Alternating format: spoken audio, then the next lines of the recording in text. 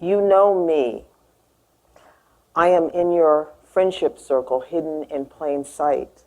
My clothes are still impeccable, bought in the good years when I was still making money.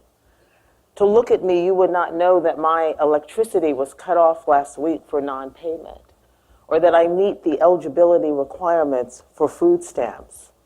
But if you paid attention, you would see that sadness in my eyes, hear that hint of fear in my otherwise self-assured voice. These days, I'm buying the $1.99 trial-sized jug of Tide to make ends meet. I bet you didn't know laundry detergent came in that size.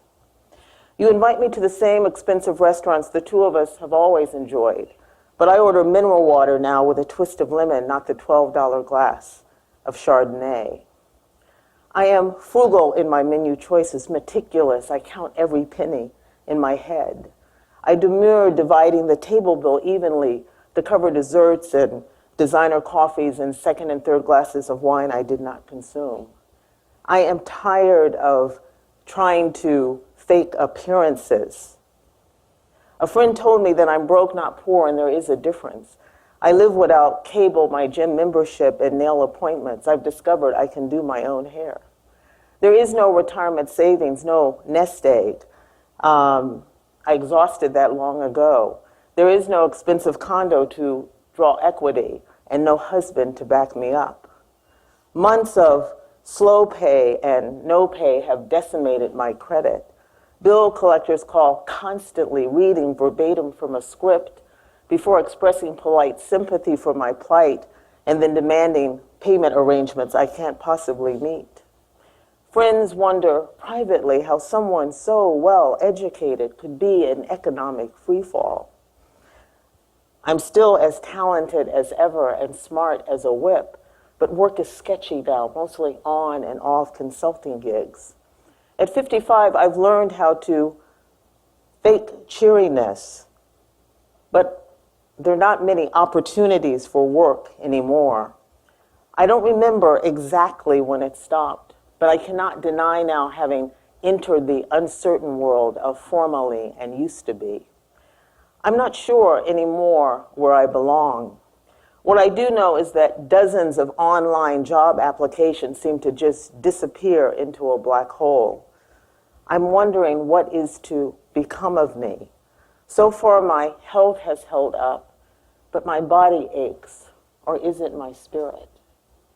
Homeless women used to be invisible to me, but I appraise them now with curious eyes, wondering if their story started like mine. I wrote this piece a year ago. It's a composite of my story and other women I know. I wrote it because I was tired of pretending I was all right when I wasn't. I was tired of faking normal. I wasn't seeing myself in the popular press. Nobody I knew was traveling the world or buying a condo in Costa Rica. Very few of my friends had set aside the 15 to 20% experts tell us we need to maintain our standard of living in retirement. My friends, many in their 50s and 60s, were looking at a downward mobility, a work for life proposition, just a job loss, medical diagnosis, or divorce away from insolvency. We may not have hit rock bottom, but many of us saw a sequence of events where rock bottom was possible for the first time. And the truth is, it really doesn't take much. The median household in the US only has enough savings to replace 1 month of income.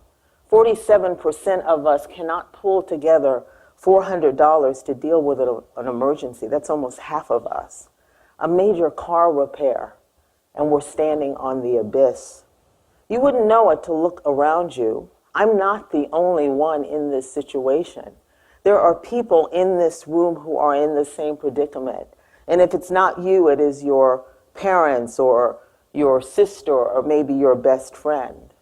We get good at faking normal. Shame keeps us silent and siloed. When I first decided I was going to come out with my story, I did a website, and a friend noticed that there were no photos of me. It was all kind of cartoons like this. Even as I was coming out, I was still hiding. We live in a world where success is defined by income. When you say that you have money problems, you're announcing pretty much that you're a loser. When you're a graduate of Harvard Business School, as I am, you're some kind of double loser. We boomers hear a lot about how we have underfunded our retirement, how it's all our fault. Why on earth would we draw down our 401k plan to cover the shortfall on our mother-in-law's nursing home care, or to pay for our kids' tuition, or just to survive? We're accused of being poor planners and deadbeats, all that money we spent on lattes and bottled water. To shame and blame is so deliciously tempting. Many of us don't even wait for others to do it. We're so busy doing it to ourselves. I say let's own our part. We all could have saved more. I know I could have saved more. And if you were to rifle through my life over the last 30 years, you would see more than one dumb thing I have done financially. I can't change that now, and neither can you. But let's not mix up individual isolated behavior with the systemic factors that have caused a $7.7 trillion retirement income gap. Millions of boomer-age Americans did not land here because of too many trips to Starbucks. We spent the last 3 decades dealing with flat and falling wages and disappearing pensions and through-the-roof cost on housing and healthcare and education. It used to not be like this. We all remember the 3-legged retirement income stool, which had the savings and pension and Social Security. Well, that stool has gone wobbly. Take savings. What savings? For many families, there's just nothing left to save after the bills have been paid. The pension leg of the stool has also gone wobbly. We can remember when many people had pensions. Today, only 13% of American workers are employed by companies that offer them. So what did we get instead? We got 401k type plans. And suddenly responsibility for retirement planning got shifted from our companies to us. We got the reins, but we also got the risk. And it turns out that millions of us just aren't that good at voluntarily investing over 40 years. Millions of us just aren't that good at managing market risk. And really, the numbers tell the story. Half of all American households have no retirement savings at all. That would be zero. No 401k, no IRA, not a dime. Among 55 to 64-year-olds who do have a retirement account, the value of that, median value of that account is $104,000.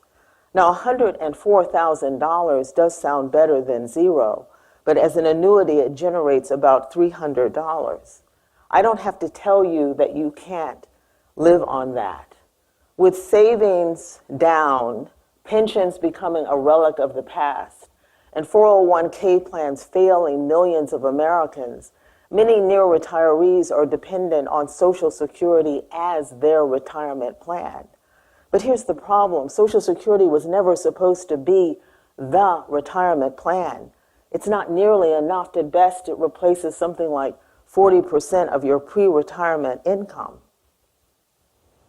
Things have changed a lot from when Social Security was introduced back in 1935. Then a 21-year-old male had a 50% chance of living until he was 65. So he retired at 60, did a little fishing, kissed his grandkids, got his gold watch.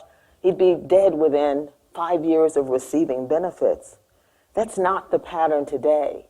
If you're in your late 50s in good health, you're going to live easily another 20 or 25 years. That's a really long time to make ends meet if you are broke. So what's the play if you've landed here and you're 50 or 55 or 60?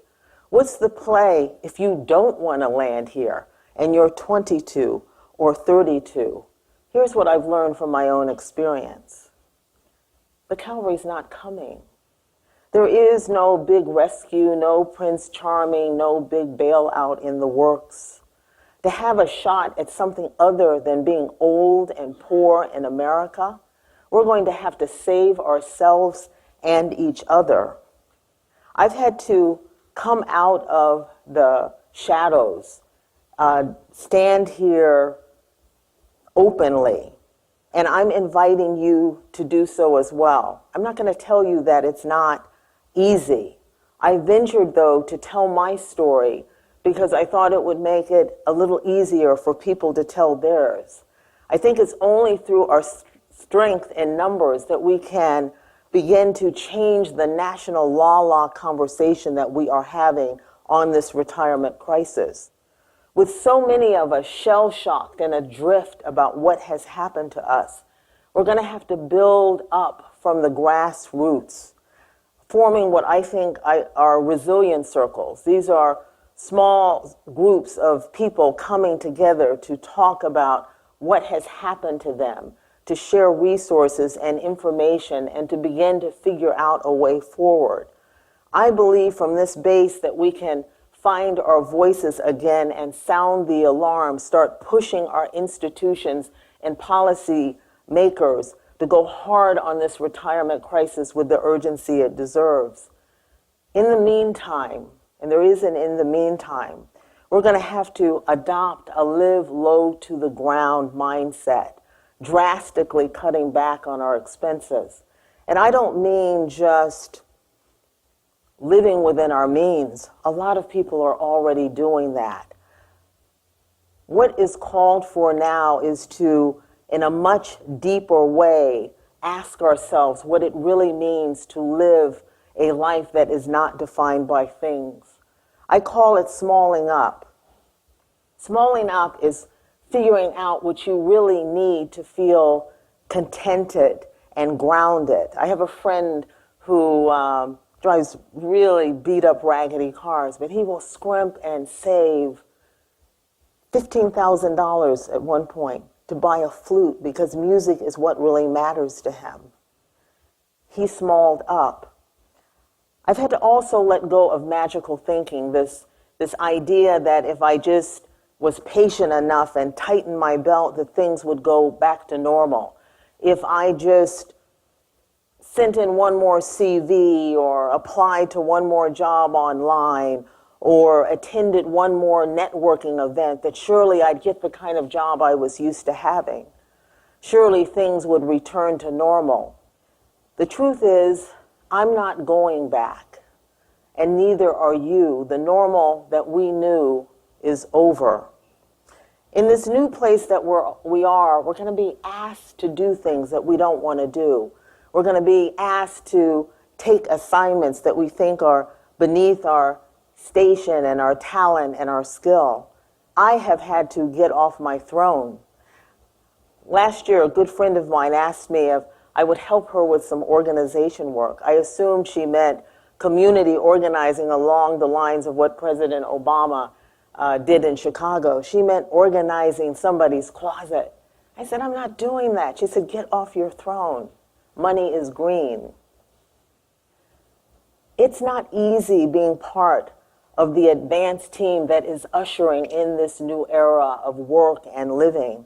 First is always hardest. First is before there are networks and pathways and role models, before there are policies and ways to show us how to go forward.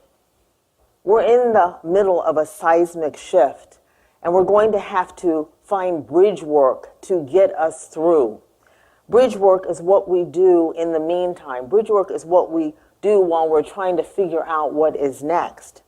Bridge work is also letting go of this notion that our worth and our value depend on our income and our titles and our jobs. Bridge work can look crazy or cool depending on how you were rolling when your personal financial crisis hit. I have friends with PhDs who are working at the Container Store or driving Uber or Lyft. And then I have other friends who are partnering with other boomers and doing really cool entrepreneurial ventures. Bridge work doesn't mean that we don't want to build on our past careers, that we don't want meaningful work. We do. Bridge work is what we do in the meantime while we're figuring out what is next. I've also learned to think strategy, not failure, when I'm sort of processing all these things that I don't want to do. And I say that that's an approach that I would invite you to consider as well. So if you need to move in with your brother to make ends meet, call him. If you need to take in a boarder to help you pay your mortgage or pay your rent, do it. If you need to get food stamps, get the darn food stamps. AARP says only a third of older adults who are eligible actually get them. Do what you need to do to go another round. Know that there are millions of us. Come out of the shadows. Cut back, small up. Think strategy, not failure. Get off your throne and find the bridge work to get you through the lean times. As a country, we have achieved longevity, investing billions of dollars in the diagnosis, treatment, and management of disease. It's not enough to just live a long time. We want to live well. We haven't invested nearly as much in the physical infrastructure to ensure that that happens. We need now a new way of thinking about what it means to be old in America. And we need guidance and ideas about how to live a richly textured life on a much more modest income. So I am calling on change agents and social entrepreneurs, artists and elders and impact investors. I'm calling on developers and disruptors of the status quo. We need you to help us imagine how to invest in the services and products and infrastructure that will support our dignity, our independence, and our well-being in these many, many decades that we're going to live. My journey has taken me from a place of fear and shame to one of humility and understanding. I'm ready now to link shields with others to fight this fight, and I'm inviting you to join me. Thank you.